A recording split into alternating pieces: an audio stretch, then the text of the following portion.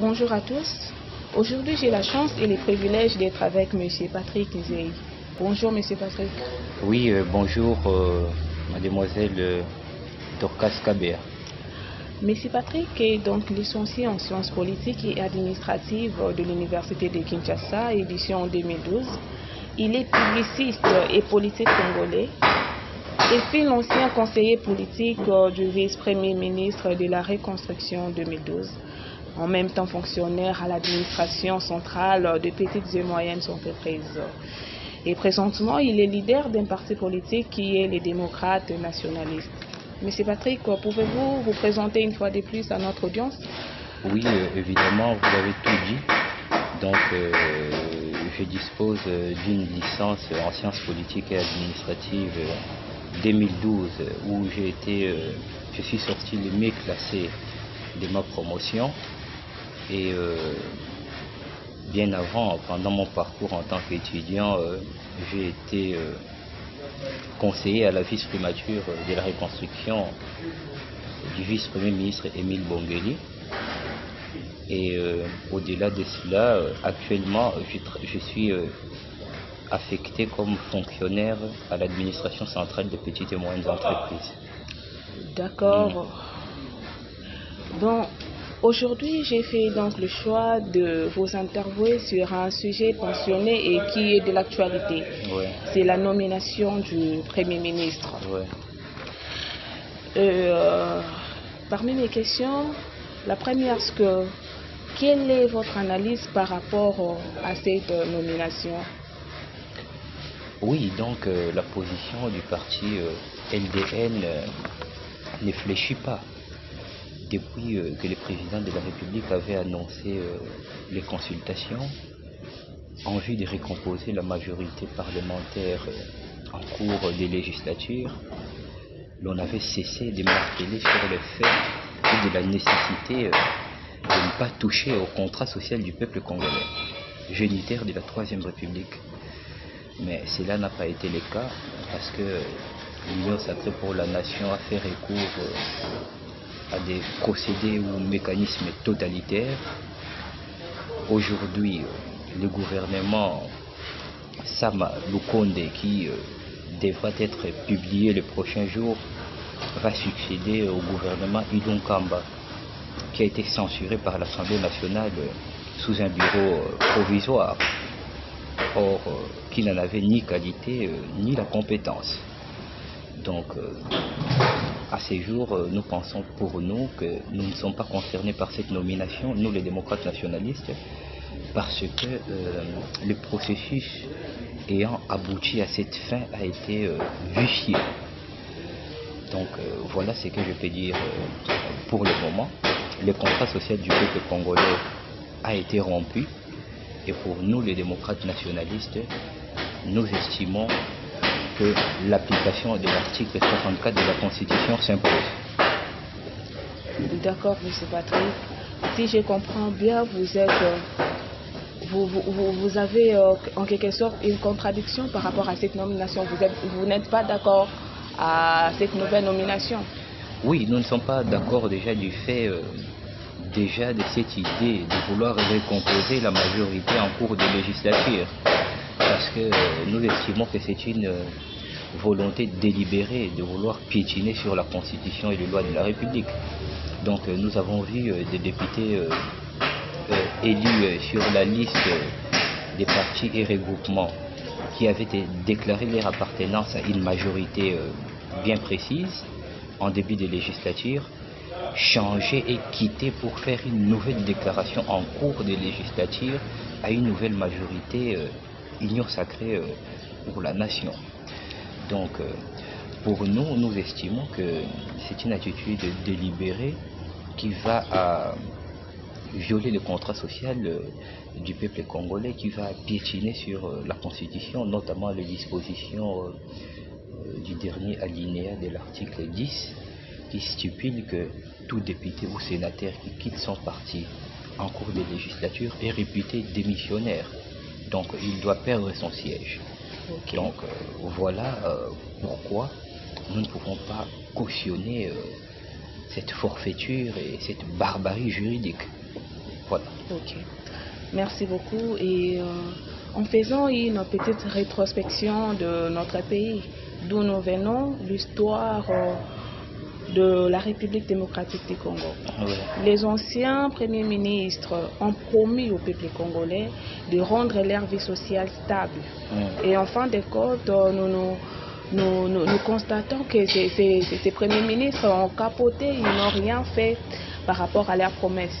Mais celui-ci, le ministre est en train à parler dans son discours les pratiques en outrance de rigueur et lutte contre les antivaleurs, qui est un objectif principal du chef de l'État, et promet de s'y mettre en personne. Il dit encore, il a martelé sur la réformation dans plusieurs secteurs, entre autres fiscal, digital, économique. Et que pensez-vous de cette initiative? Bon, nous pensons que en République démocratique du Congo, l'ère du discours démagogique est révolue. Donc aujourd'hui, moi je ne vois pas un Premier ministre qui est issu d'une majorité issue de la corruption et des antivaleurs venir apporter un changement. Donc nous estimons que rien de bon ne peut sortir du mal.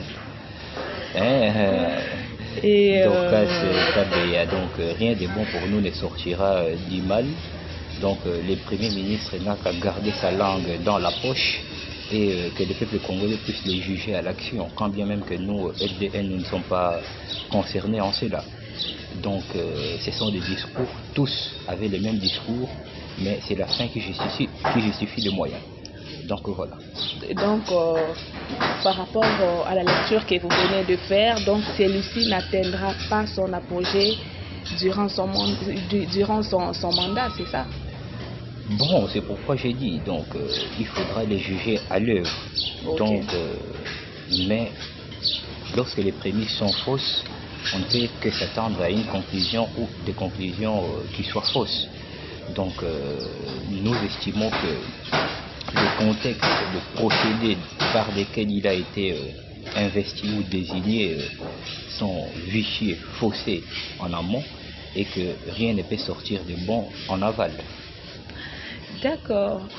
Parlons de l'union sacrée. Oui. Le ministre a dit que l'union sacrée est une alliance qui se vise au service du peuple congolais. Oui. Que dites-vous à ces propos?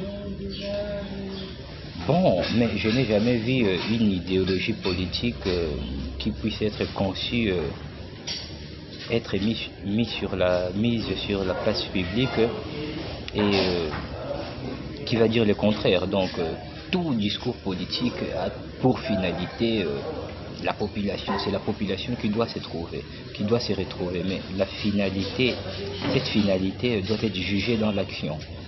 Donc, avant cela, le président de la République avait vanté sa coalition, les FCC Cash. Avec quel résultat aujourd'hui? Donc, aujourd'hui, nous pensons que les contextes d'abord dans lesquels ce gouvernement voit les jours, c'est un contexte, je dirais, très complexe et il n'y a pas assez de marge de manœuvre. Je ne vois pas comment le peuple pourra atteindre son apogée. Je ne vois pas comment le peuple pourra se retrouver parce que c'est déjà une alliance qui a été composée pour un partage équitable et équilibré du gâteau, du pouvoir. Donc, je ne vois pas comment des gens qui sont là autour d'une table pour un gâteau pourront penser au petit peuple. Ok. D'accord. Il a aussi énuméré un point concernant le gouvernement. D'où il envisage réduire la taille, qui est aussi la volonté du président de la République. Donc le gouvernement actuel sera réduit par rapport au gouvernement précédent. D'où nous sous-entendons qu'il y aura la suppression de certains ministères. Et le plus important, il dit encore de faire participer la jeunesse à ce gouvernement. N'est-ce pas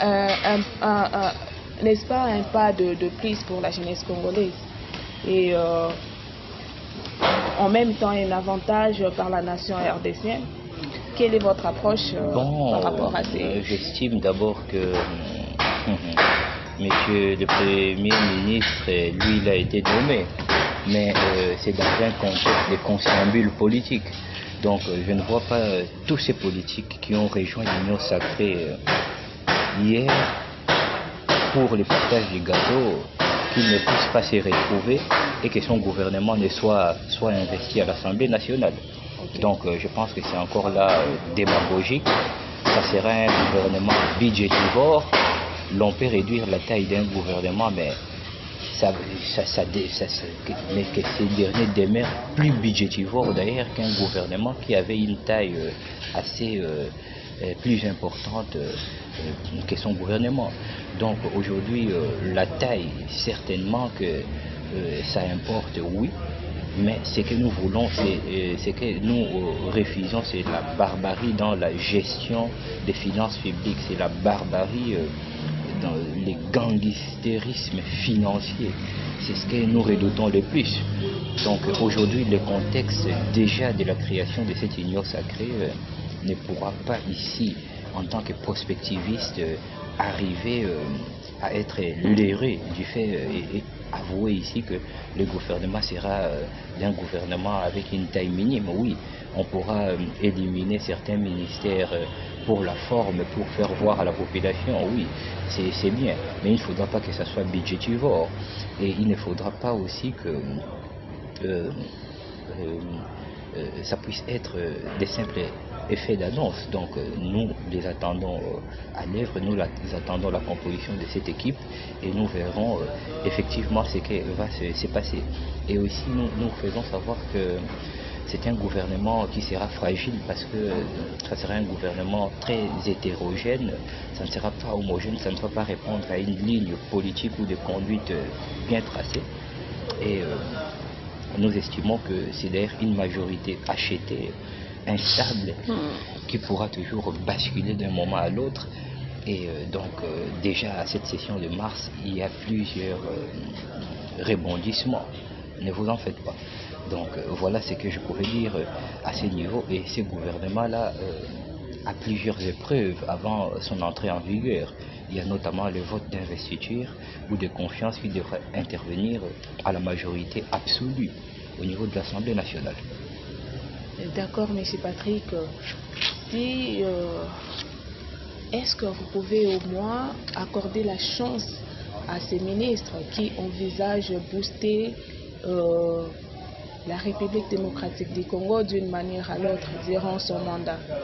Est-ce que vous pouvez accorder une chance à ces messieurs? Oui, accorder une chance, mais ici au commencement je t'ai dit que nous on s'est dit ne pas être concernés par cette nomination et par ce gouvernement.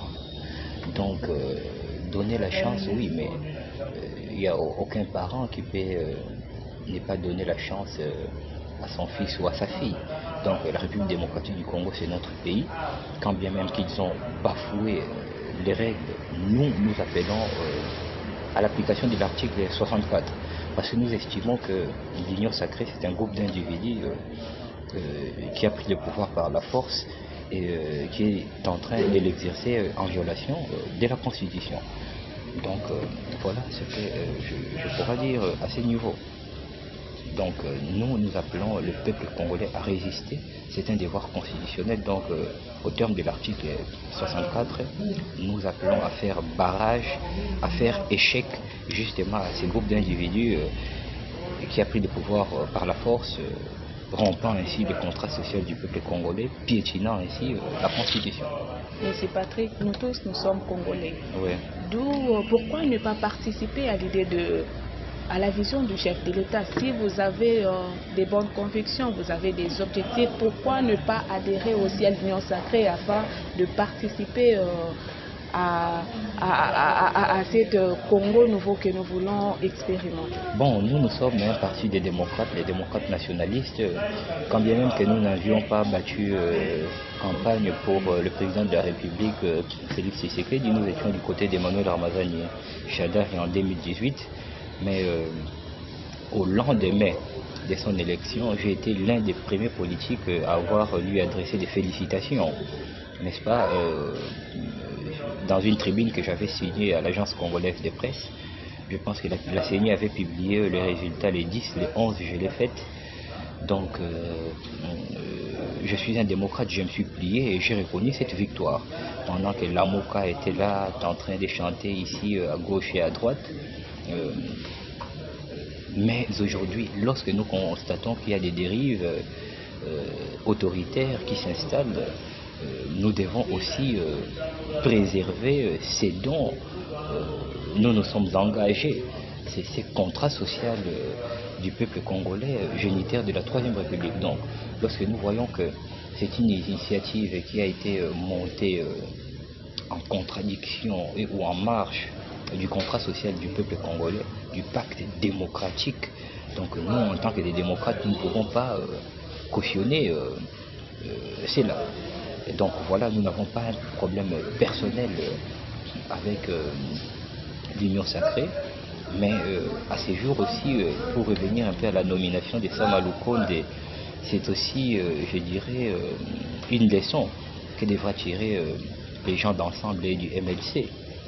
Donc en politique, il faut toujours être prudent, il faut toujours voir les choses de l'avant. Ils ont été à l'initiative, faire tomber, balayer les bureaux à l'Assemblée nationale, faire tomber le gouvernement, espérant obtenir des postes. Et aujourd'hui, ils sont là devant un fait accompli. Donc c'est athée. Je pense qu'ils ont été roulés. Ils ont été roulés par l'UDPS.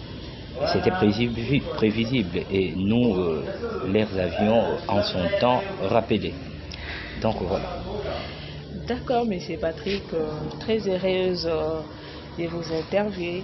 Et avez-vous quelque chose à ajouter par rapport à tout ce que nous venons de dire? Oui, je remercie toute la rédaction du magazine Congo Nabiso, un magazine jeune, avec des jeunes que nous souhaitons longue vie, que nous voulons vraiment que ça puisse émerger au travers de tous les supports numériques qui pourra être à sa disposition afin d'élargir la base et de se constituer en grand média, en puissant média, pourquoi pas. Donc pour nous, les démocrates nationalistes, nous avons lancé notre école du parti le dimanche 14 février. Et là, nous sommes là.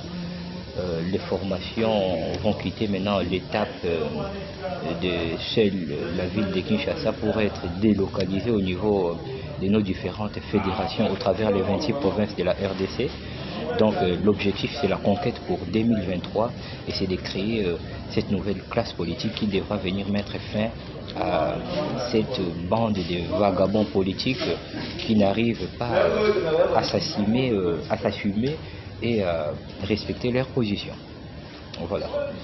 Merci une fois de plus d'avoir pris de votre temps pour participer à notre interview. Et pour vous joindre à M. Patrick Kinzei, allez sur le page Congo Nabiso CD ou Patrick Kinzei officiel ou encore les démocrates nationalistes. Merci et à très bientôt. Oui, merci bien. Donc,